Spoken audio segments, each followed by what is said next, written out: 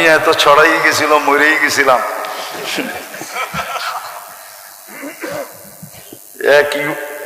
এক মিডিয়ালা আইসা বলতেছিল, হুজুর আমার ভিউজ হয়েছে একদিনে 25 মিলিয়ন, শুধু আপনার মরণের খবর। এইবার বোঝেন ওর পোয়া 12 কিরকম হয়েছে। 25 মিলিয়ন 24 ঘন্টায় ভিউজ হয়েছে আমার মরার খবর। দোয়া করেন আল্লাহ হায়াত দেখ, আজ যাক আর কাল যাক, ঠিক না? যদিও আমার মৌতের কথা খুব প্রচার হয়েছে, কিন্তু মিথ্যা, ঠিক ঠিক না? কিন্তু একদিন তো সত্য হবে, না হবে না? জান তো একদিন যাবেই, কিন্তু জান চলে যেতে পারে, কিন্তু কোনদিন আমরা আহলুস সুন্নাত ওয়াল জামাতের বাহিরে যাব না। যদি এটার ভিতরে থাকো তাহলে তুমি দেওবন্দিয়াতের ভিতরেও থাকবে।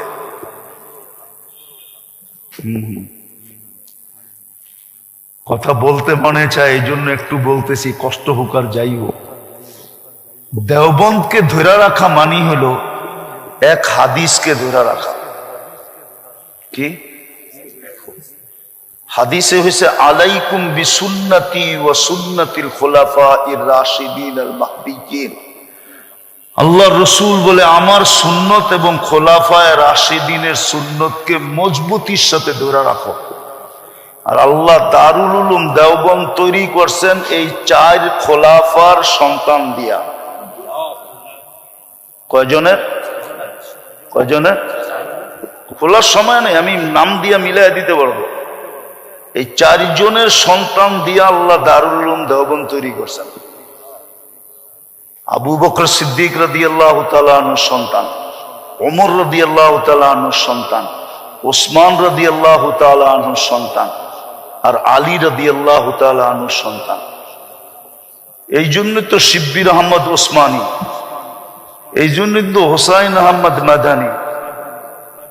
বাকি 2টা শোনায়া দিলাম, বাকি 2টা পরে শোনায়া দিব মনে। এই 4 জনের সন্তান দিয়া আল্লাহ দারুল উলুম দেওবন্দকে তৈরি করছেন।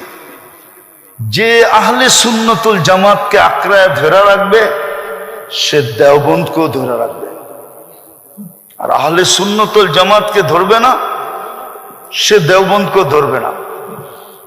আচ্ছা, আরেকটা কথা মনে উঠল, অনেক সময় আমাদের সমাজে দেখা যায় যে ইমাম বুখারী রহমতুল্লাহ আলাইহিকে এত উপরে উঠায় যে অন্য অন্য ইমামদেরকে পায়ের নিচে নিয়ে যায়। কি মনে হয় বুঝাইতে পারলাম না? ইমাম বুখারীকে এত উপরে উঠায় অন্য অন্য ইমামদেরকে পায়ের নিচে নিয়ে যায়।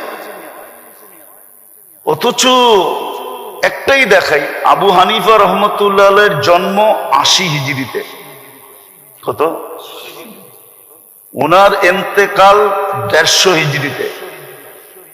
আর 150 হিজরি পর্যন্ত সাহাবাদের দৌড়, ঠিক আছে? আরো 44 বছর যোগ করেন, কত হবে? 194 হিজরিতে ইমাম বুখারী রহমতুল্লাহ আলাইহির জন্ম। আবু হানিফা রহমতুল্লাহ আলাইহির মৌতেরও 44 বছর পরে জন্ম। কার? ইমাম বুখারী রহমতুল্লাহ আলাইহি। যে 44 বছর আগে মারা গেছে,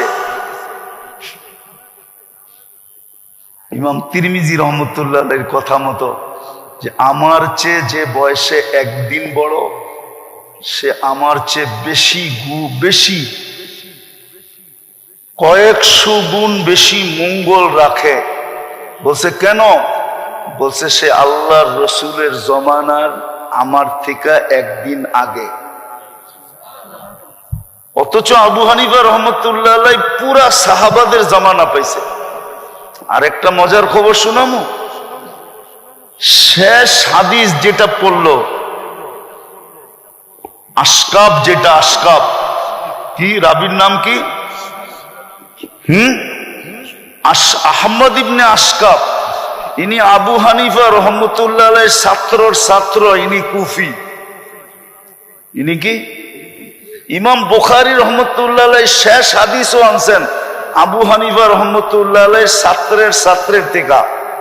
আবার বুখারীর যে প্রথম হাদিস, এই ইন্নামাল আমালু বিন্নিয়াত, এই প্রথম রাবিও হুমায়দি, এই হুমায়দিও আবু হানিফা রহমতুল্লাহ আলাইহির ছাত্রর ছাত্র। আমি আসমাউর রিজালের উপরে তকরির করতে চাইতেছি না, কেন এখন মহলই নাই, ছেলেদের ভিতরে এতটুকু যোগ্যতাই নাই। এই হুমায়দিও আবু হানিফা রহমতুল্লাহ আলাইহির ছাত্র, ছাত্রের ছাত্র। আবু হানিফা রহমতুল্লাহ আলাইহির দাদা ওস্তাদ।